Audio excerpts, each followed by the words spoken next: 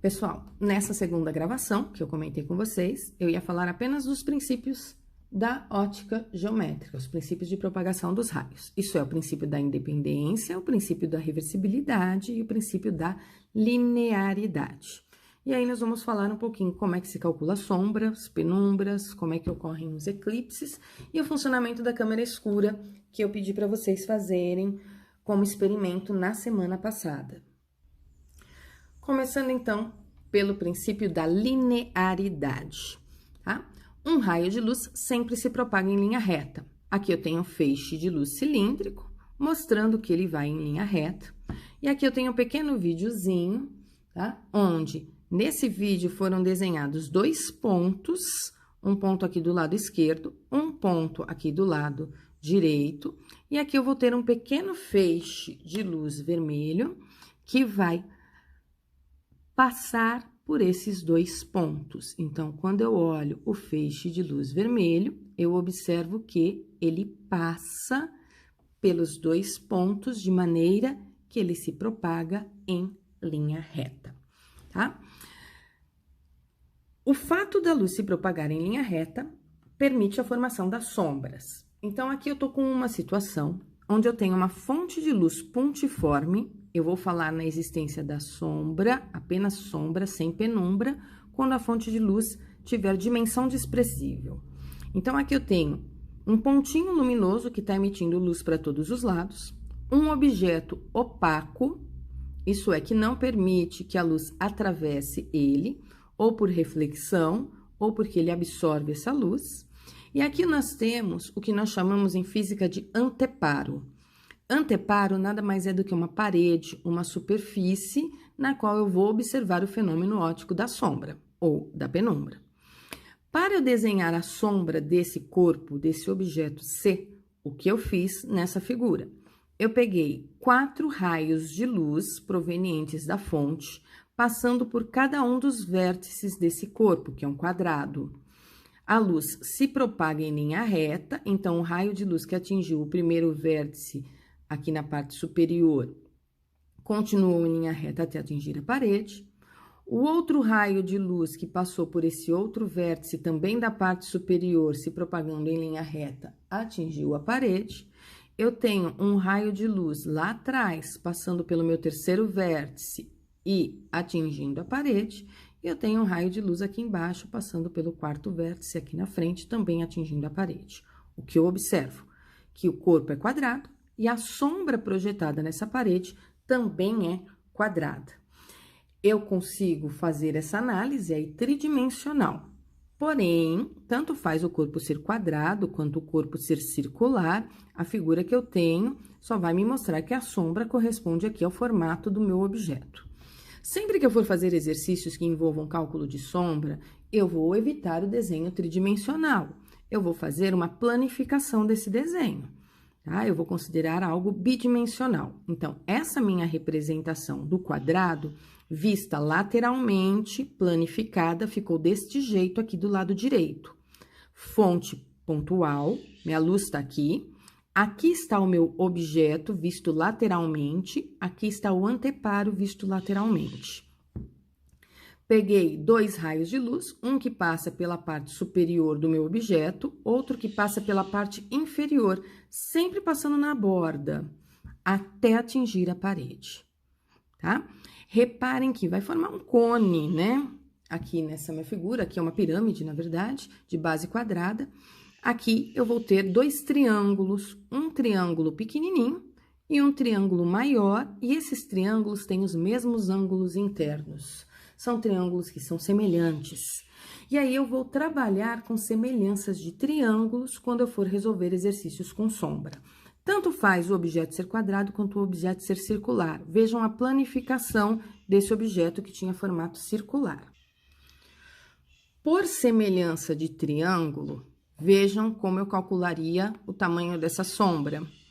A distância da fonte até o objeto, eu chamei de P, está para a distância da fonte até o anteparo, até a parede, com pelinha.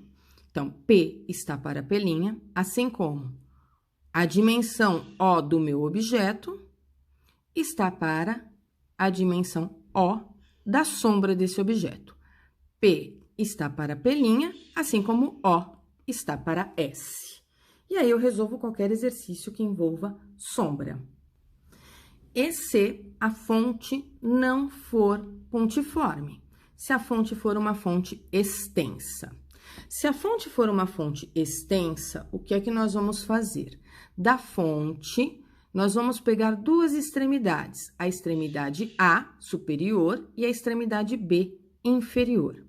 Dessas duas extremidades, eu sempre vou pegar dois raios de luz que passam pela parte superior do objeto. Então, da extremidade A da fonte, eu peguei um raio de luz passando pela extremidade superior e peguei um raio de luz passando pela extremidade inferior. Do ponto B, eu peguei um raio de luz passando pela extremidade superior e um raio de luz passando pela extremidade inferior do meu objeto. Vai ter uma região que não é iluminada nem pelo ponto A da fonte e nem pelo ponto B. Essa região que não é iluminada por nenhum desses pontos, nós chamamos de região de sombra. A região superior, ela é iluminada apenas pelo ponto A, não chega a luz do ponto B. Então, a parte superior é uma região de penumbra, é uma região parcialmente iluminada pelo ponto A. Essa parte inferior chega a luz proveniente apenas do ponto B. Do ponto A, vejam, não está chegando raio de luz. Se não chega raio de luz nesse cone aqui do ponto A, essa região é iluminada apenas por B, portanto, ela é uma região parcialmente iluminada. Eu tenho uma região de sombra e eu tenho uma região parcialmente iluminada, que é o que nós chamamos de penumbra. As nossas representações bidimensionais vão ficar desse jeito aqui, ó. Aqui eu peguei um raio em cima e o outro inferior ao meu objeto. Da fonte, eu peguei na parte de baixo um raio superior e inferior ao meu objeto, para traçar a região de sombra e aqui as duas partes da penumbra. Vários triângulos semelhantes. Esse triângulo aqui de cima é semelhante ao daqui de baixo. Esse triângulo aqui é semelhante a este maior aqui. Esse triângulozinho é semelhante a esse outro. E aí, dependendo da pergunta do problema, eu vou trabalhar com qualquer semelhança de triângulo que seja mais conveniente para mim. Eu vou fazer essa representação aqui na mesa digitalizadora só para vocês verem como que é o processo de construção da formação da sombra e da penumbra, ok? Então, eu vou sair um pouquinho dos slides e colocar aquela luzinha virtual. Então, aqui, olha, na minha luzinha virtual, o que eu vou fazer? Vou tentar fazer, né? Porque a luz aqui sempre tá violando o primeiro princípio da ótica, porque eu não consigo fazer ela ir em linha reta. Então, imaginem que isto aqui seja a minha fonte de luz, tá? Se esse negocinho preto aqui, ó, é a minha fonte de luz, ajeitei ele aqui para vocês, tá? Então, se esse negocinho aqui é a minha fonte de luz, a parte superior dele eu vou chamar de ponto A, a parte inferior eu vou chamar de ponto B. Aqui eu vou colocar do lado direito um objeto qualquer, visto lateralmente. Desenhei, portanto, com uma régua aqui, o meu objeto em verde. Não sei se vocês conseguem percebê-lo verde, tá? Ainda do lado direito desse meu objeto, eu vou colocar o que nós chamamos de anteparo. Vou escolher aqui a cor azul para representar o anteparo, que seria, no caso, uma parede, uma superfície, onde eu vou observar aí a sombra. Então, aqui é a minha fonte, ok? Aqui eu tenho o meu objeto, e aqui eu tenho o meu anteparo. Só para vocês saberem o que é cada uma dessas coisinhas aí, se vocês forem colocar no caderno de vocês. Eu vou apagar o que eu escrevi, porque senão vai ficar muito bagunçada a minha figura. Da minha fonte de luz, lá do ponto A, eu vou pegar dois raios de luz. Por onde esses dois raios de luz vão passar? Um vai passar pela parte de cima e o outro vai passar pela parte de baixo do meu objeto. de tal forma que eu vou ter já 2 triângulos na minha figura. Então, pegando aqui do ponto A, vamos ver se eu consigo fazer isso certinho. Vou pegar um raio de luz que vai lá em cima, ó, passando lá em cima no meu objeto, indo em linha reta, tá, pessoal? Atingindo a parte superior, ok? Aí, do mesmo ponto A, eu vou pegar um outro raio de luz que tem que passar aqui embaixo, tá? Vou ver se eu consigo fazer isso. Então, tentando aí traçar esse meu raio de luz, que sai aqui do A, sai meio tortinho, tá? Perdoem-me. E olha que eu tô com a régua, ok? E passa pela extremidade aqui de baixo. Vejam que surgiu aqui uma região, que eu tô pintando de amarelinho, que não é iluminada pelo ponto A. Então, tudo que tá aqui, ó, dessa região, não chega luz proveniente do ponto A. Então, é uma região de sombra do ponto A. Eu preciso fazer a mesma coisa para o ponto B. Vejam, aqui eu já tenho triângulos semelhantes, né? Esse triângulo aqui, olha, é semelhante a este outro triângulo. Então, eu sei calcular a sombra proveniente só do A. Eu tenho que fazer a mesma coisa para o ponto B. Pegar do ponto B um raio de luz que passa aqui em cima e um raio de luz que também passa aqui embaixo. Vou pegar esses raios, tentando fazer essa construção aqui para vocês. Do ponto B, do ponto B, eu vou pegar um raio de luz passando aqui por cima no ponto A. Vou ter que diminuir aqui a minha luzinha, senão ele não vai caber na parede, tá? Mas ele continuou ali pra cima. Deixa eu descer ela. Difícil, né? Desenvolvendo aqui novas habilidades, tá? Mas é esse raio de luz, pessoal. Imaginem vocês, deixa eu acertar aqui onde eu tava, que ele foi lá pra cima. Agora já virou zoeira, já zoei tudo. Agora, eu vou imaginar que esse raio de luz do ponto B, também tem um raio de luz do ponto B, passando aqui embaixo, tá? Se meu raio de luz agora do B passa aqui embaixo, eu vou ter um outro triângulo. Vou desenhá-lo. Então, vamos lá, do ponto B, tentando aí traçar o raio de luz dele, que passa aqui por baixo. Agora, eu tenho uma região aqui na minha parede, que é tudo isso aqui, ó, que não é iluminado pelo ponto B da minha fonte, tá? Essa região toda. Vejam, tem uma região que não é iluminada nem por A e nem por B. Essa região nós vamos chamar de sombra. Nossa, eu tô péssima para escrever hoje aqui. Então, essa região é a sombra. Diminuir, ficou pior ainda. Entendam que é a sombra, tá, gente? Eu não tô conseguindo nem escrever sombra aqui. Essa região aqui de cima é uma região que não chega a luz vermelha, né? Da parte vermelha, né? Que é do B. Mas tá chegando luz amarela, da parte amarela. Portanto, ela é uma região parcialmente iluminada pelo ponto A, ok? Então, aqui eu tenho uma penumbra. Aqui embaixo não chega a luz do A, era a sombra do A, não chega a luz do A. Então, aqui é uma região parcialmente iluminada pelo ponto B, então também é uma região de penumbra, ok? E aí, eu posso dizer, por exemplo, que este triângulo que está aqui, ó, é semelhante a esse outro que tá aqui em cima, e descubro pelas distâncias, né? E as alturas aqui, ó, eu descubro não a distância medida desse jeito, tá? A distância medida em linha reta, pessoal. Essas distâncias aqui medidas em linha reta e essas alturas aqui, a semelhança desses triângulos, eu descubro PA. E a mesma coisa eu posso fazer para descobrir PB. Pego a semelhança deste triângulo aqui com este triângulo, pego essas distâncias aqui em linha reta, que seria a altura do meu triângulo, pego essas bases aqui, que seria meu objeto e a penumbra, e descubro o tamanho da penumbra, tá certo? E assim eu resolvo os exercícios de penumbra. Vou voltar lá para os meus slides, vou sair dessa rabisqueira toda aqui. Voltando aqui para os meus slides, a existência de eclipses também ocorre devido ao princípio da linearidade da luz. E aí nós vamos ter dois tipos de eclipse, o eclipse solar e o eclipse lunar.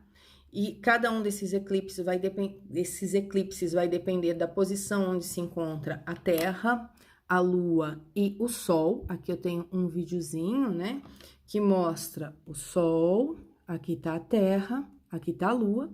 Eu tenho essa região chamada de umbra, que seria a sombra, né, isso é, a Terra vai fazer sombra para a Lua.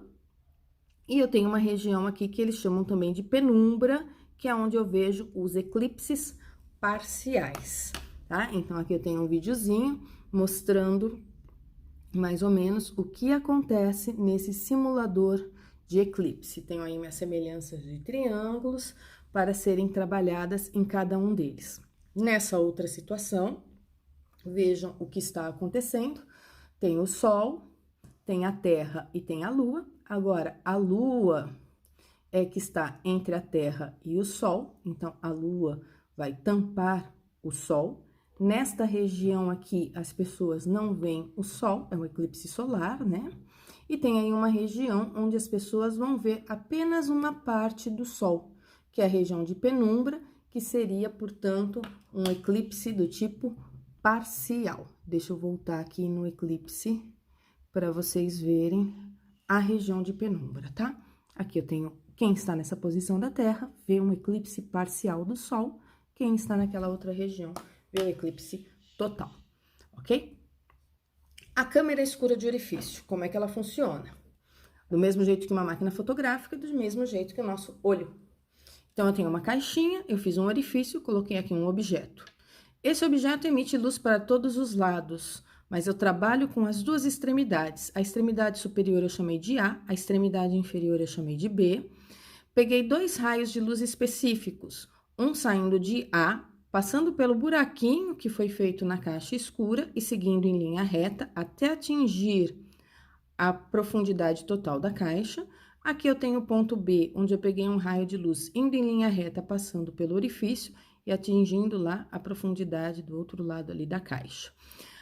O ponto B, que estava na parte inferior, aparece lá atrás da caixa, na parte superior, e o ponto A, que era superior, aparece no fundo da caixa, na parte inferior. Isto aqui é uma imagem desse meu objeto. Se eu não for trabalhar tridimensionalmente, se eu for planificar a minha figura, aqui está a caixa, a câmera escura, aqui está o objeto, raio de luz proveniente do A indo em linha reta, passando pelo orifício e atingindo o fundo da caixa. Um raio de luz proveniente do B, passando pelo orifício, atingindo o fundo da caixa. Aqui está a imagem do meu objeto AB. Novamente, eu trabalho com semelhanças de triângulos, tá? Esse triângulo que está aqui com a letrinha M dentro, ele é semelhante a esse outro triângulo que está dentro da caixa. Portanto, a distância do meu objeto até a caixa, que eu chamei de A, está para a profundidade da minha caixa, que eu chamei de B, então A está para B, são duas distâncias, assim como o tamanho do meu objeto M está para o tamanho da imagem N, assim como M está para N, M está para N, assim como A está para B. Aqui já é uma foto, objeto seria aqui uma figura, né? Uma vela, aqui tá a câmera escura, o orifício. Então, visto de frente, o objeto. Agora, quando eu vejo lá atrás, tem um papel vegetal no fundo dessa caixa. E o que eu observo nesse papel vegetal? A projeção, eu consegui projetar uma imagem dessa vela no papel vegetal aqui no fundo da caixa. E aí, eu observo que ela está invertida. É o experimentozinho aí que eu pedi para vocês fazerem. Princípio da reversibilidade do raio de luz. O que acontece nesse princípio da reversibilidade do raio de luz? Vejam a situação. Um feixe de luz atinge um espelho, atinge um outro espelho e volta. Então, olha a trajetória que o raio de luz está fazendo aqui nesse vídeo. O caminho que a luz faz para ir seria o mesmo que ela faria para voltar, a única coisa que inverte aí é o sentido da trajetória. Então, se eu tenho uma fonte de luz nessa minha figura A, aqui em cima, 2 espelhos, por exemplo, o raio de luz atinge o primeiro espelho, reflete, atinge o segundo e reflete novamente. Se eu inverter a posição dessa minha fonte de luz, passar essa minha fonte de luz dessa posição superior para essa nova posição aqui um pouquinho mais inferior e apontá-la para o espelho na mesma direção que os raios refletiram aqui, se eu apontar na mesma direção, eu percebo que a luz irá percorrer o mesmo caminho aqui da figura A, embora eu tenha invertido a minha fonte de luz de posição, o trajeto percorrido pela luz foi o mesmo. A única coisa que não é a mesma é o sentido dessa trajetória, o sentido desse trajeto. E esse princípio é chamado de princípio da reversibilidade. O caminho que a luz fez para ir é o mesmo que ela faria para voltar. Eu vou usar bastante esse princípio da ótica geométrica quando eu falar em espelhos esféricos, né? E quando eu for falar nas lentes, formação de imagens por lentes. Vocês vão perceber que eu vou usar bastante esse princípio, tá? E o último princípio, que é chamado de princípio da independência dos raios de luz. Isto é, um raio de luz, embora se encontre com o outro, eles não interferem nas características, né? Então, se eu tenho um raio de luz que é capaz de se encontrar com o outro, mesmo sendo o mesmo feixe, né, proveniente da mesma fonte, aqui eu tenho um raio de luz indo para o espelho 1, aqui eu tenho um raio de luz refletindo já do espelho 2, embora eles se encontrem, esses raios de luz não interferem na trajetória um do outro. Luz não colide, luz é onda, portanto, não é partícula, não tem colisão. E aqui eu tenho uma situação, uma representação, onde eu tenho 2 canhões de luz coloridos, né? Um vermelho e aqui um verde. O encontro dos dois formou aqui para nós a luz amarela, era para ser acho que um azul e um vermelho, não sei, mas formou uma nova cor. Aqui também eu percebo que o encontro desses 2 canhões de luz formam uma nova cor, mas eu posso separá-los a qualquer momento, que eu vou ter esses raios de luz vermelho e verde a todo instante. Formou a nova cor apenas aonde teve a interferência, tá? Depois, o que era verde continuou verde, o que é vermelho continuou vermelho. Então, um raio de luz, ele existe independente da existência do outro, independente deles terem encontros. E esse é o terceiro princípio aí da ótica geométrica, o princípio da independência dos raios de luz. Eu queria passar um filminho para vocês, mas aí o YouTube tá bloqueando esse videozinho. Eu vou deixar esse trecho do Star Wars para vocês lá no e-book para vocês assistirem, quem não assistiu. Esse trecho ele é bem interessante, por quê? Porque ele aparece esse tal de sabre de luz, várias colisões. Então, para começar, eu não enxergo um feixe de luz, nem esse que eu mostrei para vocês aqui no vídeo. Para eu conseguir enxergar esses feixes de luz, ele tem que estar sempre refletindo em alguma superfície, seja poeira, pequenas partículas, né? Ou mesmo na mesa, aqui que está sendo usada. Eu não enxergo um feixe de luz quando eu acendo uma lâmpada, né? Não consigo ver ele se não tiver reflexão. Portanto, eu não enxergaria esse sabre de luz. Segunda coisa que acontece nesse vídeo, eles lutam, então eles colidem entre si, o que, de acordo com o princípio da ótica geométrica, não poderia acontecer. Ele não é infinito. Quando eu ligo um feixe de luz laser, eu percebo que um feixe de luz, ele se propaga infinitamente pelo espaço. Aqui nesse sabre de luz, ele para, sei lá por que ele tem uma dimensão, ele tem um comprimento bem específico. Outra coisa bem interessante, eu sei que é ficção científica, em relação a esse vídeo, é que tanto esse carinha que eu nunca lembro o nome, quanto o outro personagem, eles têm fontes de luz nas próprias mãos, né? As mãos deles são fonte de luz primária, eles emitem raios de luz visíveis para nós, e além da mão ser uma fonte de luz primária, ela emite um campo gravitacional capaz de atrair e também capaz de repelir objetos. E a gente sabe que o campo gravitacional, ele só atrai, ele não é capaz de afastar objetos. Então, assim, é um trechinho de mais ou menos 2, 3 minutos, que tem bastante coisa que vai contra aí as leis da física. Depois, se vocês tiverem um tempinho, eu gostaria que vocês assistissem o vídeo. Eu não vou poder passar, porque eu sei que se eu mandar para o YouTube, ele não vai aceitar a aula novamente, tá? Fiquem bem, a minha próxima aula eu vou falar de reflexão da luz e vou começar a falar de espelhos planos, certo? Uma boa semana para nós e um abraço a todos.